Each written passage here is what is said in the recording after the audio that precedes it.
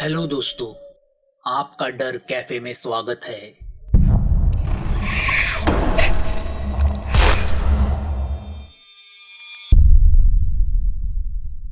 दूसरे दिन सुबह पुष्कर विजय के घर चला जाता है। यामिनी उसे बैठने के लिए बोलती है। रोने की वजह से उसका चेहरा उतरा हुआ है। उस हालत में भी पुष्कर को उसमें खूबसूरती नजर आती है। वह इमोशनल होने का नाटक करते हुए बोलता है, मैं पहले आने वाला था मगर यहाँ आने को जी नहीं चाह रहा था। सुख के पल बिताए हैं मैंने आप दोनों के साथ। ऐसा एक भी पल नहीं गया जब मुझे विजय की याद नहीं आई। पुष्कर की बातें सुनकर यामिनी को रोना आता है। यामिनी, मैंने विजय के फंड के पेपर्स फॉरवर्ड किए हैं। कुछ पेपर्स तुम्हें साइन करने होंगे। जैसे ही उनकी जरूरत होगी मैं खुद लेके आऊंगा। यामिनी अपनी आंखें नीचे झुके पल्लू से पोंछती है। पुष्कर की नजर उस पर जाती है। पल्लू नीचे आने की वजह से उसकी जवानी उसे दिख रही है। उसे उस हालत में भी वह कामुक लगती है। वह 2 पल उसे देखता है और बोलता है, यामिनी, अगर किसी भी चीज की जरूरत हो तो तुम सबसे पहले मुझे फोन करोगी। यामिनी उसे देखती है और हाँ कह के सर हिलाती है। आप बैठिए, मैं चाय लेके आती हूँ। पुष्कर खड़े होते हुए उसे रोकता है। नहीं नहीं, आज नहीं। नहीं, चाय पी के जाइए। आप आए और मैंने आपको चाय तक नहीं दी तो विजय मुझे कभी माफ नहीं करेगा। यामिनी किचन में जाती है। पुष्कर हॉल में खड़ा होके उसे निहारता रहता है। अब उसे किसी बात का डर नहीं था। अब यामिनी उसी की ही थी। पुष्कर उसे बड़े आराम से ताकता रहता है। उसकी फिगर, उसका यौवन, वो जी भर के आंखों में समाने लगता है। वह सोचता है अब कुछ भी करके इस यौवन को उसे जल्द से जल्द चखना है। इस भरे हुए शरीर को अपनी भावों में कसना है। मगर यह सब सभ्यता से करना है। पुष्कर 80 लाख का दूसरा हफ्ता भी हासिल करता है। इस बार नेहा को ही कैश हैंडल करनी पड़ती है। ऐसे में एक दिन पुष्कर को मेन ब्रांच से मेल आता है कि जल्द से जल्द नया कैशियर अपॉइंट किया जाएगा। पुष्कर सोच में पड़ता है कि नया आदमी आएगा तो नई मुसीबत आएगी। वो मेन ब्रांच को मेल करके बताता है कि बैंक में इतने ट्रांजैक्शन नहीं है। नेहा कैशियर का काम अच्छी तरह से संभाल रही है। दूसरे क्लार्क की फिलहाल जरूरत नहीं है। पुष्कर जानता है कि उसके पास वक्त नहीं है। अगले मार्च आने के पहले उसे काली के अकाउंट से पूरे पैसे निकालने होंगे। अगले मार्च में बैंक की स्क्रूटिनी शुरू होगी। वह सोच में डूबा हुआ है कि गोविंद आके उसे छुट्टी की अर्जी देता है। गोविंद उसे बताता है कि अगले महीने शायद यामिनी अपने मायके चली जाएगी। उसकी बातें सुनकर पुष्कर के पैरों तले जमीन खिसक जाती है। अगर यामिनी चली गई तो उसके सब सपने मिट्टी में मिल जाएंगे, क्योंकि एक बार अगर वह मायके गई तो वह वापस नहीं आने वाली। सब कुछ खत्म। फिर वह जिंदगी में कभी यामिनी से मिल नहीं पाएगा। उसका सपना सिर्फ सपना ही बन के रह जाएगा और विजय का बलिदान भी खाली जाएगा। वो पिछले हफ्ते फॉर्म का बहाना करके उसके घर गया था, मगर वह समझ नहीं पा रहा था कि यामिनी के साथ वह संबंध कैसे बढ़ाए। ज्यादा मिलना भी आसपास के लोगों के दिल में शक पैदा कर सकता था। जवान विधवा लड़की पे तो सभी की नजर रहती है। मायके वाले फिर यामिनी की शादी कहीं और करा देंगे। फिर मेरे दिल में जो आग भड़क चुकी है वह कैसे बुझेगी। तभी उसके दिमाग में एक आइडिया आती है। अगर वह आइडिया चल जाए तो उसकी निकल पड़ेगी। यामिनी को उसकी बाहों में आने से कोई नहीं रोक सकता। पुष्कर यामिनी के घर चला जाता है। बार बार के सोच विचार से यामिनी के चेहरे से वह लुभावनी हंसी गायब हो चुकी है, मगर अभी भी उसके शरीर में जवानी ठूस ठूस के भरी हुई है। पुष्कर उसे देख के बोलता है, यामिनी, विजय तो चला गया। उसके जाने का तुम्हें जितना दुख है उतना ही दुख मुझे भी है। उसने मेरे लिए बहुत कुछ किया है। वो मेरे छोटे भाई की तरह था। मेरा कर्तव्य है कि उसके लिए मैं कुछ करूं। वो भले जिंदा नहीं है मगर तुम तो हो। पुष्कर अब मुद्दे पे आने की कोशिश करता है। वह यामिनी से बोलता है, गोविंद कह रहा था तुम मायके जा रही हो। हाँ। यामिनी धीमी आवाज में बोलती है, वहां जाके क्या करोगी? दूसरों पे बोझ बन के रहोगी? तो दूसरा क्या कर सकती हूँ? जिस औरत का पति मर जाता है फिर उसका दुनिया में कोई नहीं रहता। तुम्हारी बातें सुनकर मुझे बहुत दुख हुआ। विजय चला गया इसलिए तुम इतनी निकम्मी तो नहीं हो गई हो। खुद के पैरों पे खड़ी हो जाओ, आत्मनिर्भर बनो। यामिनी उपरोक्त से हंसती है और बोलती है, मुझे कौन नौकरी देगा? मैं तो जैसे तैसे ग्रेजुएट हूँ। मुझे काम का कोई अनुभव भी नहीं है। कौन पूछेगा मुझे? मैं। पुष्कर के जवाब से यामिनी चौंक के उसे देखने लगती है। तुम बैंक में काम करना तो शुरू करो। विजय की जगह पे तो मैं तुम्हें नहीं ले सकता। हाँ, मगर जूनियर क्लार्क की नौकरी जरूर दिलवा सकता हूँ। बैंक का एम्प्लॉय गुजर जाने के बाद उसके विधवा पत्नी को या बच्चे को नौकरी देने का नियम हमारे बैंक में है। अगर तुम तैयार हो तो मेन ब्रांच के सीनियर से बात करके तुम्हें बैंक में नौकरी दिला सकता हूँ। यामिनी सोच में पड़ जाती है। पुष्कर समझ जाता है उसकी गोली निशाने पे लगी है। वो यामिनी से कहता है, देखो यामिनी, अगर तुम बैंक में नौकरी करोगी तो विजय की आत्मा को भी शांति मिल जाएगी। वह भी कभी यह नहीं चाहेगा कि उसकी पत्नी उसकी मौत के बाद दर बदर की ठोकरें खाते फिरे। क्या उससे उसके आत्मा को शांति मिल जाएगी? यामिनी पुष्कर को देख के बोलती है, मगर मुझे बैंक का कोई काम नहीं आता। आसान सा चेक लिखते हुए भी मेरे हाथ कांपते हैं। पुष्कर तुरंत बोलता है, मैं सिखाऊंगा, इतना मुश्किल भी नहीं, मगर दिल से तुम्हारी इच्छा होनी चाहिए। विजय के लिए मैं इतना तो कर ही सकता हूँ। तनख्वाह थोड़ी कम मिलेगी, मगर धीरे धीरे बढ़ेगी। काम में व्यस्त रहोगी तो अपना दुख भूल जाओगी। अपने पैरों पे खड़ी रहोगी तो समाज में मान सम्मान मिलेगा। कुछ सीखोगी तो तुम्हारे जिंदगी का भला होगा और सही मायने में तुम खुश रहोगी। मैं तुम्हारे लिए यह सब करने के लिए तैयार हूँ। क्या तुम तैयार हो? अनजाने में पुष्कर के मुंह से वह शब्द निकल ही जाते हैं। वह यामिनी की नजरों से नजर मिलाता है, मगर यामिनी की नजर में अपनेपन के भाव देखकर उसके जान में जान आती है। ठीक है सर, मैं घर वालों से बात करती हूँ। यामिनी के मन में एक आशा सी जाग जाती है। देखो यामिनी, घर वाले कुछ भी बोले, मगर मुझे तुम्हारा जवाब हाँ में चाहिए। यह तुम्हारी जिंदगी है, उनकी नहीं। मुझे तुमको अपने पैरों पे खड़ा होते हुए देखना है। यामिनी के चेहरे पे हल्की सी हंसी आ जाती है। उसका चेहरा खिल जाता है। उसका वह खूबसूरत चेहरा देख के पुष्कर के बदन में आग भड़क जाती है। रात को अपने घर में बैठ के स्कॉच पीते हुए वो यही सोच रहा है कि उसने मारा हुआ पत्थर सही जगह पे बैठा है। अब यामिनी लगभग उसकी हो ही चुकी है। बैंक में कम से कम 8 घंटे वो उसके साथ रहेगी। काम सिखाने के बहाने वो उससे नजदीकियां बढ़ाएगा।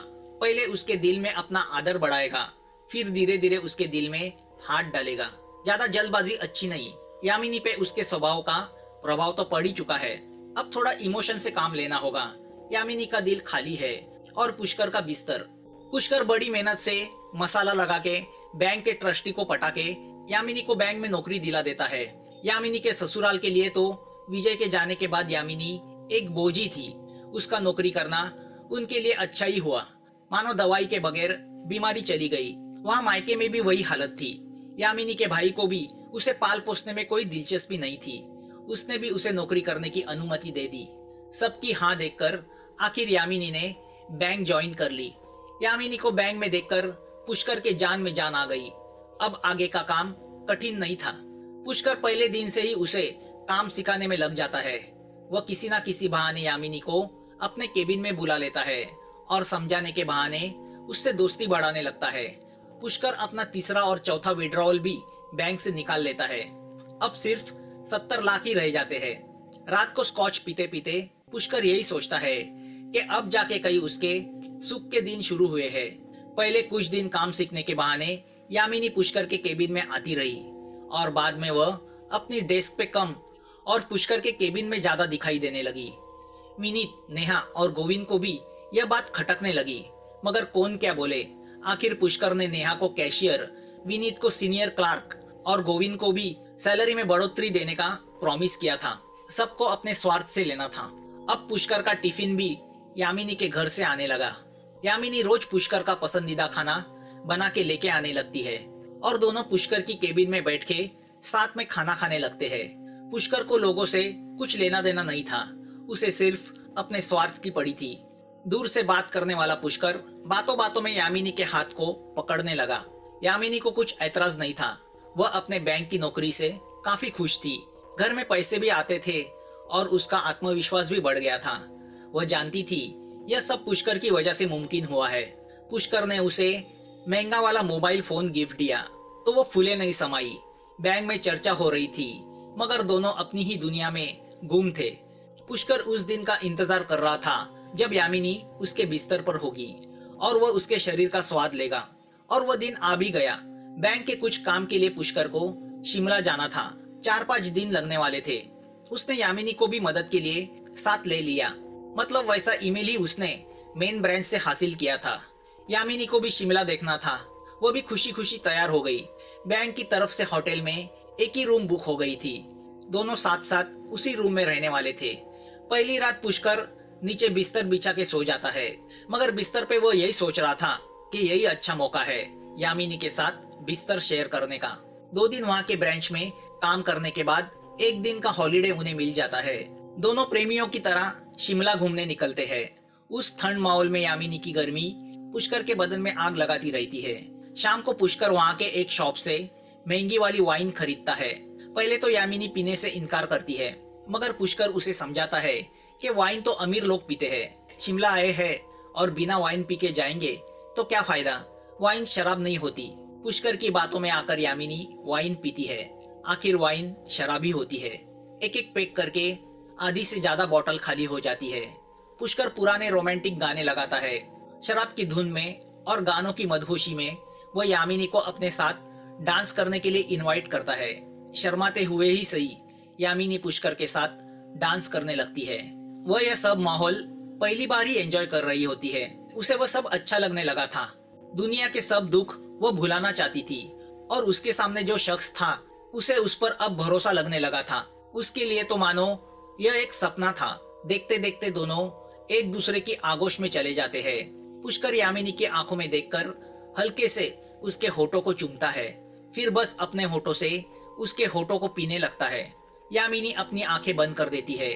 पुष्कर का हाथ यामिनी के बदन से घूमने लगता है।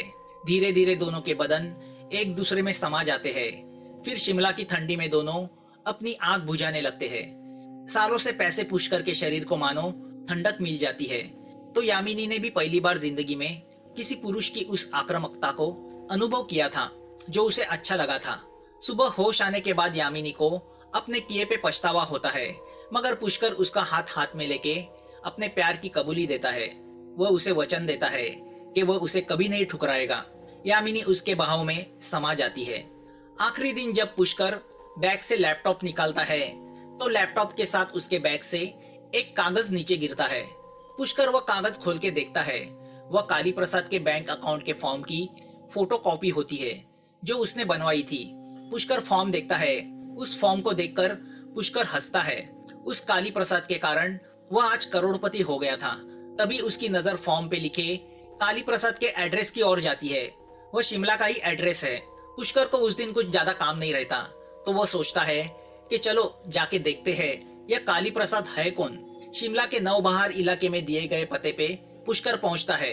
वह छोटा सा ही घर होता है। आसपास बहुत सारे फूलझाड़ लगे हुए हैं। वह दरवाजे के पास जाता है। दरवाजे पे नाम का बोर्ड लगा हुआ है, सात्विक कश्यप। पुष्कर बेल बजाता है।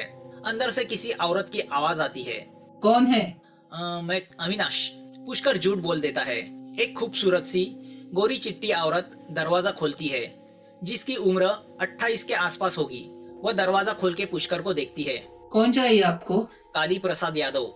जैसे ही पुष्कर काली का नाम लेता है, उस औरत के चेहरे से रंग उड़ जाता है। वह झटके से दरवाजा बंद करने जाती है। यहाँ कोई काली वाली नहीं रहता। उसका अंदाज देख के पुष्कर उससे बोलता है, मैं उसका दोस्त हूँ, दुबई में रहता हूँ। उसने मुझे यह पता दिया था, मगर 5 साल पहले। इतने साल बाद वापस आया हूँ तो सोचा उससे मिलते हुए जाऊँ। वह औरत तुरंत बोलती है, मैं नहीं जानती किसी काली को। पुष्कर अपनी जेब से काली के आधार कार्ड की फोटोकॉपी निकाल के उसे दिखाता है, मगर इस पे तो यही का एड्रेस है। मुझे पता नहीं। मैंने यह घर 4 साल पहले लिया था। इससे पहले यहाँ कौन रहता था मुझे पता नहीं। उस पर पुष्कर उससे पूछता है, आपके पहले इस घर का कौन मालिक था? अब वह औरत पुष्कर को घूर के देखने लगती है। आप इतनी पूछताछ क्यों कर रहे हो? नहीं, अभी अभी इंडिया आया हूँ, तो कहीं से काली का पता चल जाए तो उससे मिल लूंगा। देखिए, ये घर पहले मोइन खान का था। अब वो कहाँ है पता नहीं, इसलिए मुझे माफ कीजिए। तभी अंदर से एक 5 साल का लड़का बाहर आता है। अम्मी अब्बू आए हैं क्या? कोई नहीं, तुम अंदर जाओ। वह सुन के पुष्कर उससे पूछता है, आप मुस्लिम है? जैसे ही पुष्कर उससे पूछता है, वो डर जाती है। जी तो नहीं, वो नेम प्लेट पे सात्विक कश्यप लिखा है ना, इसलिए। मैंने हिंदू से शादी की है। ओके, ठीक है, sorry for the trouble. Pushkar जाने के लिए मुड़ता है, तभी वह औरत उसे बुलाती है। 1 मिनट, आप आपका कांटेक्ट नंबर दे के रखिए। अगर कुछ पता चला तो फोन करूंगी। पुष्कर अपना कांटेक्ट तो देना नहीं चाहता था, मगर वह ना करके चला जाता तो उस औरत को शक होता, इसलिए वह अपना कांटेक्ट उस औरत को देता है। वह औरत इलेक्ट्रिसिटी के बिल पे उसका नाम और नंबर लिख के लेती है और बिना कुछ बोले दरवाजा बंद करती है। पुष्कर वहां से चल पड़ता है। इस कहानी का अगला पार्ट जल्द आपके सामने आ जाएगा। अगर आपको यह कहानी अच्छी लगी हो तो प्लीज इस चैनल को सब्सक्राइब कीजिए। आपके कमेंट्स का हमें इंतजार रहेगा और नोटिफिकेशन के लिए बेल आइकन दबाना मत भूलना। जल्द मिलेंगे एक नए डर के साथ। Thanks for watching.